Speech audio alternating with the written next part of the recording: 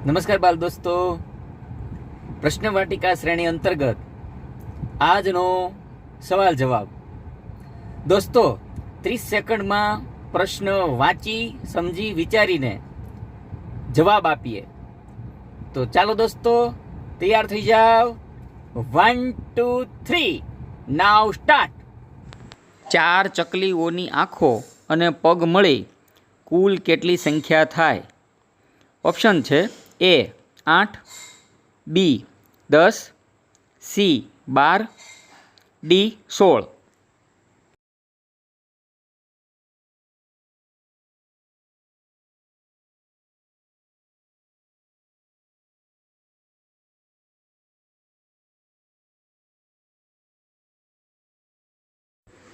સમય સમાપ્ત, ટાઈમ પૂરો. પ્રશ્નનો સાચો જવાબ છે D 16. આભાર.